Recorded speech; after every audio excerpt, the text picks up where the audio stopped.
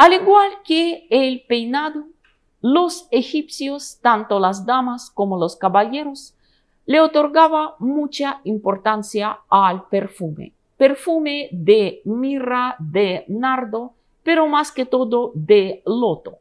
Este aroma tradicional egipcio tenía que recordar a los lotos floridos tal como son cuando se abren sobre la superficie del Nilo.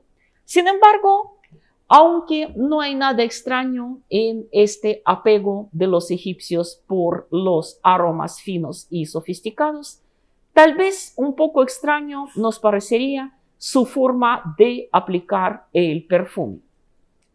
Casi en todas las imágenes que representan a las reinas o a las damas de la nobleza, como en estos tres frescos, nos fijamos en que ellas siempre llevan sobre la cabeza una especie de cono que parece extraño.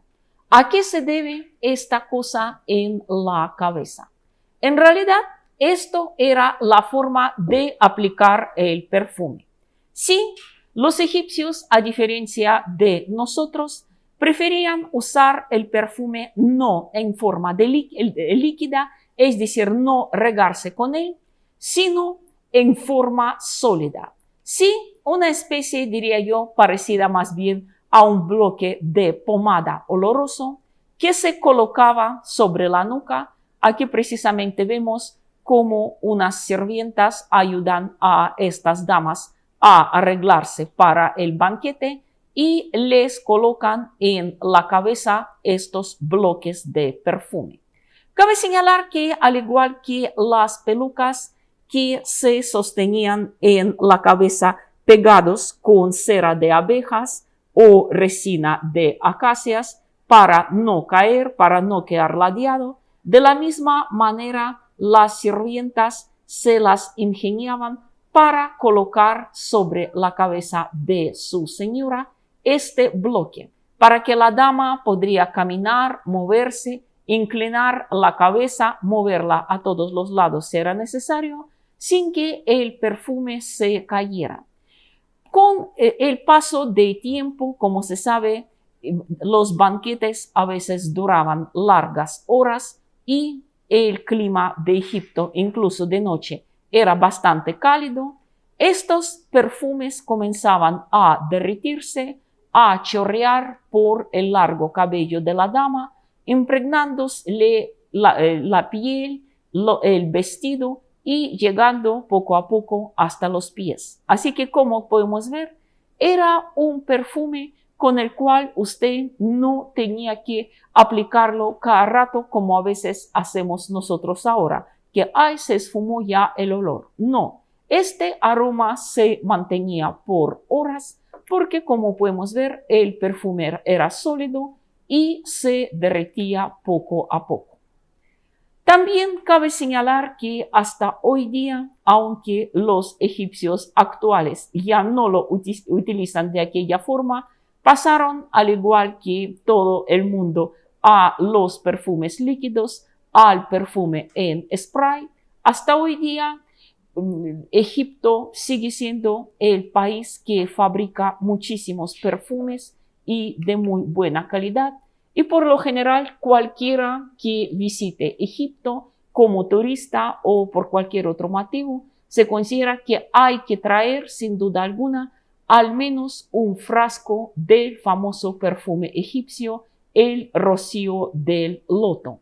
Cabe señalar que los fabricantes de perfumes actuales en Egipto afirman que tratan de utilizar las mismas tecnologías que sus ancestros hace miles de años, es decir, no usar el alcohol. Por eso los perfumes egipcios tienen un olor profundo, muy natural y se mantienen olorosas durante varias horas. En este sentido, como podemos ver, los egipcios siguen preservando su milenaria tradición. También muy importante era el maquillaje.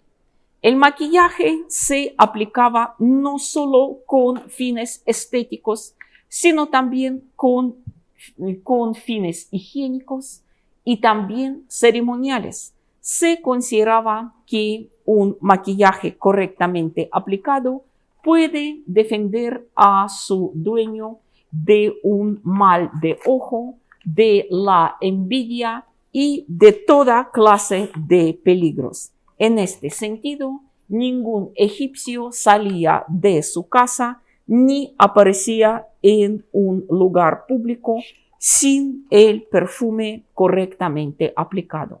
En este sentido, podemos tan solo quedarnos sorprendidos cómo a los egipcios les parecería tal vez extraña nuestra manera de perfumarse y de maquillarse prácticamente en las puertas de la casa sin prestarle demasiada atención.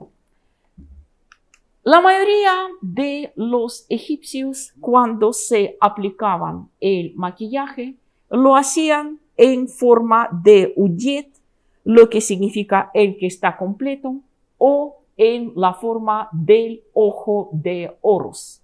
Aquí precisamente vemos este amuleto, ojo de Horus, que los egipcios tradicionalmente se pintaban alrededor de sus propios ojos. ¿Por qué? El ojo de Horus era un protector muy poderoso, porque se creía que Horus, aquel joven dios vengador, portador de la luz, redentor de la humanidad, cuando estaba luchando contra Set, aquella encarnación del mal, el asesino de su padre Osiris, perdió un ojo en la batalla.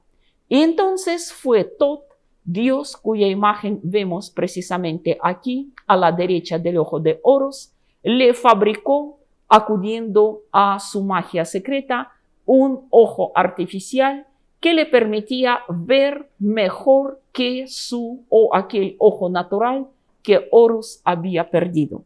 Este ojo o wajat, prácticamente lo que quiere decir completo, porque al colocárselo Horus nuevamente se volvió completo y finalmente pudo vencer a Set, era el símbolo de la prosperidad, de la perfección, y por eso de ahí, como sabemos, esta costumbre de los egipcios, pintarse los ojos de esta misma manera.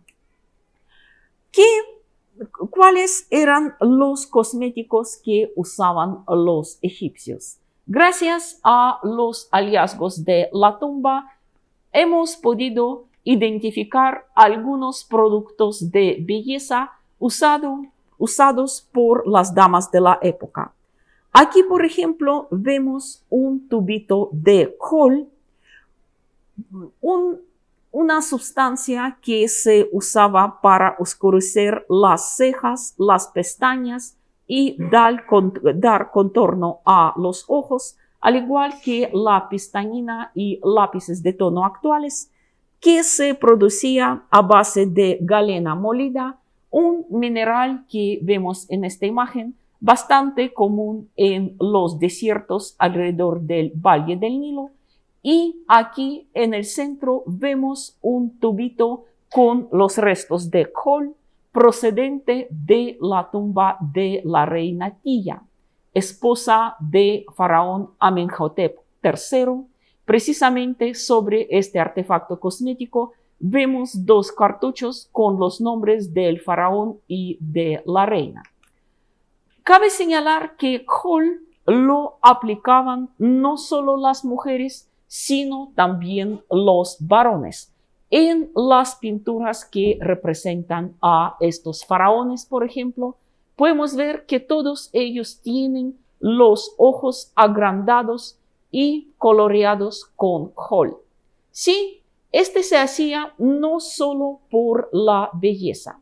Por un lado, se consideraban que así se protegen los ojos del sol. Realmente, rodeando los ojos con la pintura negra, uno se creaba el mismo efecto de las gafas oscuras. Por eso cabe señalar que no solo los reyes y los nobles señores, sino incluso los soldados en marcha, los trabajadores en las construcciones, los campesinos en el campo, los pescadores cuando trabajaban en el río para evitar que les cegara el sol que se reflejaba de la superficie acuática, se aplicaban esta pasta protectora, porque realmente así la radiación solar hacía menos daño a los ojos.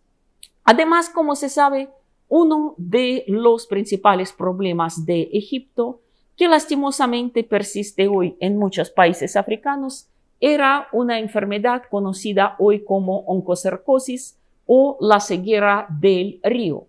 Lo provocan unas moscas que ponen huevos en los ojos de las personas, provocando la ceguera cuando salen las larvas. En cambio, el uso de col mataba a los huevos, tenía, digamos, ciertas funciones químicas como insecticidas y con eso se salvaba la vista. Incluso a los niños recién nacidos se les aplicaban esta sustancia a los ojos.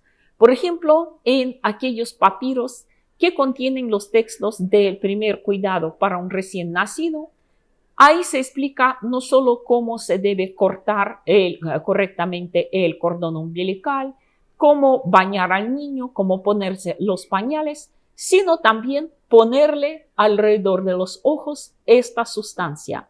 Así se evita que las moscas le pongan huevos en las comisuras de los ojos y lo protege de la ceguera. Así que, como podemos ver, el cosmético en Egipto era algo universal, también con fines médicos y rituales. En cuanto a los otros productos de belleza usados en Egipto, estaba el rubor, el colorete, que se aplicaban más que todo las mujeres en los labios, en las mejillas. Este se fabricaba del ocre de diferentes tonalidades, tales como los vemos aquí, que se solían guardar en unos pequeños recipientes mezclados con la grasa de algún animal, más que todo la grasa de oca o del pato, para facilitar su aplicación.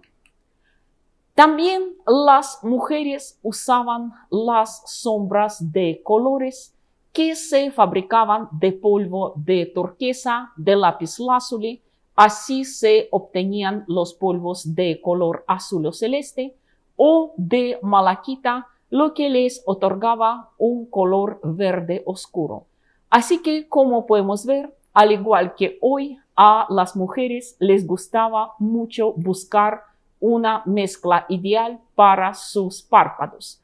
Curioso que los cosméticos de colores se consideraban en Egipto cosméticos exclusivamente femeninos, mientras las mujeres con frecuencia aparecen en las pinturas con sus párpados pintados de diferentes colores. Los hombres, como podemos ver, usaban exclusivamente el color negro. Si a un hombre egipcio se le ocurriría ponerse sombras de color verde o azul, todo el mundo lo encontraría afeminado. Y cabe señalar que las mujeres egipcias eran tan apegadas a sus artefactos de belleza que hoy día en las tumbas de las damas podemos encontrar toda clase de cosméticos, estuches muy parecidos a los actuales, también espejos, más que todo de cobre pulido, porque los espejos de vidrios aún no se conocían, y los artefactos, una especie de cucharillas para aplicar los cosméticos. Muchos de ellos son unas auténticas obras de arte, como por ejemplo esta cucharilla para cosméticos en forma de una nadadora desnuda. Uno lo ve y piensa, ¿acaso realmente se usaba únicamente para maquillarse, para pintarse los ojos, las cejas, o también tenían cierto significado, cierto valor estético? Y las damas egipcias, al igual que muchas mujeres de hoy, deberían haber pasado horas y horas y horas embelleciéndose, poniéndose toda esta cantidad de productos en la cara para verse más hermosas, para parecerse más jóvenes y también para protegerse de toda clase de peligros. Así de importante era el cosmético en Antiguo Egipto. Y ahora pasemos a la joyería, porque las joyas egipcias hasta hoy día siguen siendo famosísimos en todo el mundo. Cabe señalar que existían joyas masculinas y femeninas. Aquí podemos ver unos collares típicos masculinos hechos de cuentas de abalorios. En caso si su dueño no era un hombre muy rico, podían ser usados de cuentas de malaquita, de lapislázuli, y en cierto modo eran para un hombre egipcio lo mismo que hoy para el hombre es la corbata. Un egipcio podía salir a la calle vestido únicamente con su shenti, con este faldellín del cual ya hemos hablado, pero no podía aparecer en ningún lugar público sin su collar. Y por lo general, viendo el collar, uno podía determinar el rango y la posición económica de su dueño. Por más importante que era el hombre, más ancho y más vistoso era su collar. A estos collares con frecuencia se les colgaban unos pectorales hechos también de oro, de lapislázuli, de piedras semipreciosas para que protegiera a su dueño de todos los peligros. Con frecuencia, esta placa, esta pectoral protectora, tenía la forma de ojo de oros, tal como podemos verlo aquí. También, con frecuencia, se combinaban con los anillos o pulseras protectoras. Aquí vemos, por ejemplo, dos joyas de la tumba de Tutankamón, un pectoral y dos anillos que representan a Jepri o escarabajo sagrado. Y por lo general, los faraones siempre usaban los pectorales más sofisticados, más grandes, más vistosos que todos sus súbditos. Aparecer con una joya demasiado vistoso delante del faraón podría ser mal visto. Aquí podemos ver algunos otros objetos protectores de la tumba de Tutankamón, unas joyas masculinas que se usaban por todo el varón que se respetaba, un par de brazaletes que, como podemos ver, están también adornados con la imagen del ojo de Horus. Estos anillos con escarabajos sagrados, recordamos que Jepri, aquel escarabajo estercolero, se consideraba en Egipto un animal sagrado porque él siempre sigue la ruta solar, siempre sigue la ruta del barco de Ra. Aquí podemos ver un Jepri o escarabajo protegido por dos babuinos, y babuino era un animal sagrado de Dios Tot, quien lo protegía con su sabiduría. Se consideraba que una placa con esta triple defensa, si podemos llamarlo así, salvaría a su dueño de cualquier peligro. Y aquí podemos ver los faraones con frecuencia usaban las placas donde aparecían ellos mismos defendidos, protegidos, bendecidos por los dioses, como por ejemplo esta famosa placa pectoral de Tutankamón, donde él aparece flanqueado por la diosa Sahmet, la temible diosa de la guerra con la cabeza de leona, y por el dios Ptah, el creador de la vida.